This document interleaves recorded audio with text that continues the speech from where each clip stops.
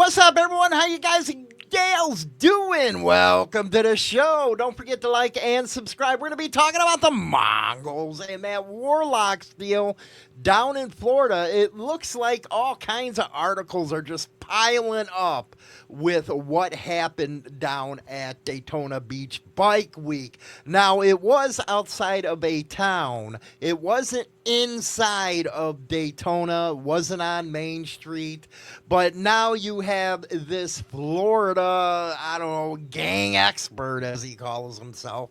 Everybody's a damn expert. Do you ever notice that, man? They always come out after these things and say, well, I'm an expert. And they are giving interviews and they're saying why there is such a huge police presence at the rallies like Sturgis, Daytona, Myrtle, everything. This guy tries to explain it as, well, it's because of motorcycle clubs, or as they call it, motorcycle gangs. And they say that's why we're needed down there. That's why, the public sees us everywhere, because we got to have a presence. I call it BS, but anyway, I haven't been back to Daytona in years. My problem with Daytona's always been all the damn cops, and I know now that a lot of people start staying away from Daytona on the outskirts because all the cop presence. I think it loses them business, but hey, my question to you is, do they have a point when they say they have to have cops all over because there's fighting between clubs? Let's go to this article right now. It's out of Yahoo News, originally out of the Daytona Beach News Journal. Frank Fernandez right there. And as you can see, that's the racetrack, what they call it. Down there, you'll see all the bikes lined up. They have the crime scene tape all around it. That is where the melee happened. Now, I'm told that it was all the Mongols on the Warlocks. And again, I don't know. We won't know until all the discoveries made. They start going to court if anybody was charged. I know that one ex-outlaw that turned Mongol was charged. I haven't seen anything else on it as far as charges are concerned, but he was the one that I guess was shooting. But I heard a lot more than just one guy shooting, but that's me. The video is over on our Instagram. Go take a look at that. And by the way, Motorcycle Madhouse, every Monday through Friday, 8 a.m., got a lot of stuff on there, man. We're covering a lot of other stuff in the biker community that I don't cover here on Insane Throttle. But let's take a look at this story and see what he has to say here. A brawl between two motorcycle gangs that led to gunfire showed why, quote, an overwhelming police presence is needed at events like Bike Week. I just thought you were out there trying to get your money, with your little tape measures, seeing how high the handlebars are, or your decibel readers to see that. I just thought you were trying to make money. A motorcycle gang expert said. Now, he goes on to say motorcycle gangs have been expanding their presence in Florida over the last several years. Said John Scaduto, the Southwest Regional Director of the Florida Gang Investigation Association. I had to check, make sure it was up there for you, which provides training and advice for law enforcement agencies. Now, I know that Steve Cook, that Putz, he started one, and you know what? The guy was only on one case, and next thing you know, he's on he's all over, man. History, gangland, saying he's an expert. Anytime, and I'm surprised, because anytime something happens with clubs, he's usually the first one to run in the media. Anyway, this was a John Scaduto, and it's the Southwest Regional Director. He goes on to say in the last years, at least 2 outlaw motorcycle clubs have moved into Florida. The Mongols and the Pagans. The Mongols is an international motorcycle gang. I know the Pagans used to be there. They were down in Key West and all that stuff. So, maybe I'm wrong on my history, but I thought they were already having a presence in Florida. Goes on to say there's more of an expansion of clubs that have moved into the state, and they're establishing new clubhouses, chapters, territories to speak within the state, and that is encroaching upon each other. And you know what? Florida is like what? It's a panhandle looking state, man. You to go coast to coast in like 3 hours or something. So I guess it does get crowded. That is the guy that was arrested. He was a former outlaw turned Mongol. And it goes on to say the Mongols and the Warlocks were the 2 clubs involved. They were also the 2 clubs identified in a charging affidavit against a Mongol named Clinton and Walker. And then it goes on to say, according to the news, he at one time supported the Outlaws. So that throws in a lot of confusion there. One article says he's an ex-outlaw. Another one says he used to support the Outlaws. They just cannot get anything freaking straight here. And that's why it's hard to cover this kind of stuff. But I do remember us covering this news story where he was fired in 2018 from the Hillsborough Fire Service after the internal affairs investigation determined he was loyal to the Outlaws motorcycle gang. Now, back then he was an outlaw. See what I mean about how the media is? They really just don't bother to check anything. Walker was recruited by the president of the Outlaws chapter in St. Petersburg.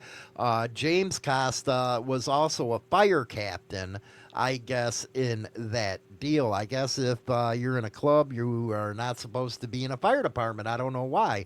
The Daytona Beach Fire Department also employed a motorcycle club member, a Warlock, back in 2012, and former Daytona Beach Fire Lieutenant Brad Dennis belonged to the Warlocks Club in Orlando. So the club guys are out there serving their community. What's wrong with that? I don't get it, man. I don't get it.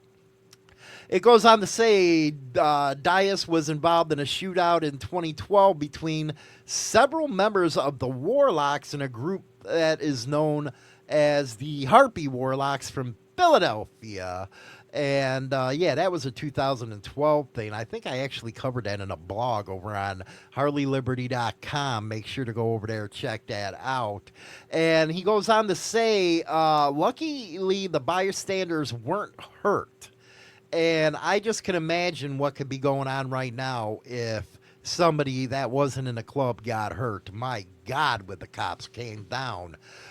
This is a perfect example of why additional police resources are required during these events. And I guess he wrote this in an email. You should have emailed me. I would have talked to you. Come on, I get media all the time, man. What is that one that wanted me to come on? I don't remember. Anyway, when the club gangs are in close proximity to each other, the tension is certainly there. All that is needed is a bad look, word, shove, and things get out of hand pretty quickly. And I do have to say, if it's true that 2 older Warlocks, 55 and 64, were jumped, I get these people, these cheerleaders. Well, if he's wearing a diamond, he knows what comes with it. You know what? Common sense. If they're that old, come on, really? Stupid is what I got to say.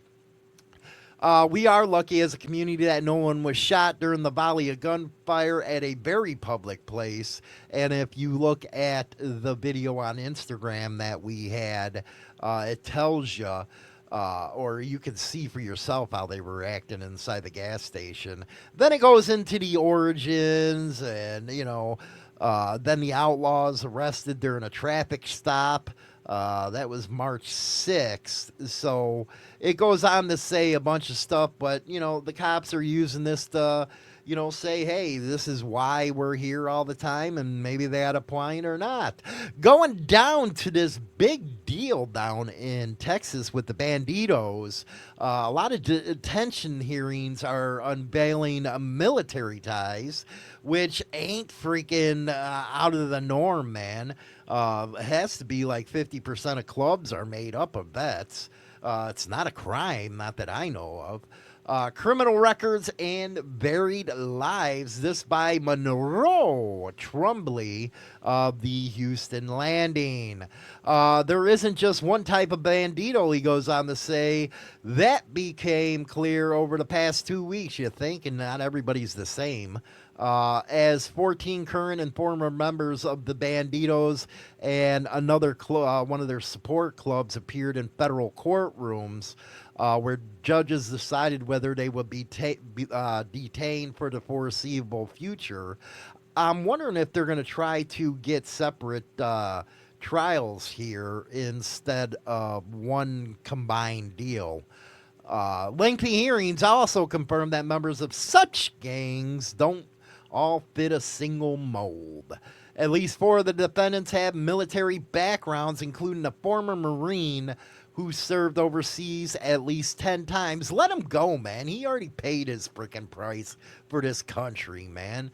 10 times. According to his attorney, I bet the judge didn't go over there 10 times, or any of the prosecutors. While some have extensive criminal histories, others have maintained clean records. Additionally, one former bandito has publicly expressed remorse for his affiliation with the group.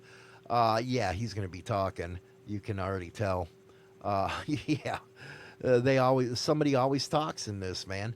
The sprawling case is expected to take months, possibly over a year to resolve. Some defendant attorneys have already expressed their intention to bring the allegations to trial. Bring it to the box, man. And then it goes into all the people that have been charged, what they've been charged with. But it's a no-brainer that they're going to have military in the clubs, and they're even surprised that people have clean records. That probably what happened was they were caught up at the wrong place at the wrong time. I always say you got to watch out for those CIs, and you got to watch out for these undercover cops, because they actually go in there to make a crime that isn't really there. And that's how they get all this kind of stuff. But at the same time, some people do some stupid stuff and they start wrapping up these predicates for Rico. But if a guy served overseas 10 times as a U.S. Marine, give the dude a break. He has paid for his freedom or whatever crime you want to charge him with. That's just my opinion on that. Let him go. I'd hate to see him have to do years and years in prison for something stupid that somebody else did or he might have did under pressure. Give him a break, man. You know what? I really hope that it ends up like that Boggles case in Vegas where nobody talked but one guy and they beat the case. So I'm hoping that for the Mongols down there. Let me know what everybody thinks here. Again, get your butts over to the new Motorcycle Madhouse YouTube channel. You can watch it there or on our Facebook page or on X. Yes, you can watch it over on X. So get on over there. Catch you later. It's an in-depth look at the trials and tribulations of street gang and motorcycle club life. This isn't the run-of-the-mill book that doesn't give the goods. This book will go into detail of events that actually happened. All materials in this book have been approved by those involved. There is nothing poetic, nor is there any price worth paying for the life we choose to live on the streets. James Hollywood Machikari, Brotherhood and Betrayal. Rise and ride with the Madhouse Show, the #1 motorcycle, lifestyle, and biker podcast, tearing up Spotify and beyond. We're tackling biker issues, road battles, the rider laws, plus motorcycle events, daily news, and political fire. Tune in Monday through Friday at 8 a.m. Central on YouTube, Facebook, X, and all podcast platforms. Subscribe now for your daily dose of grit, guts, and the open road. The Motorcycle Madhouse Show, where bikers rule and the truth rolls hard. Rock on.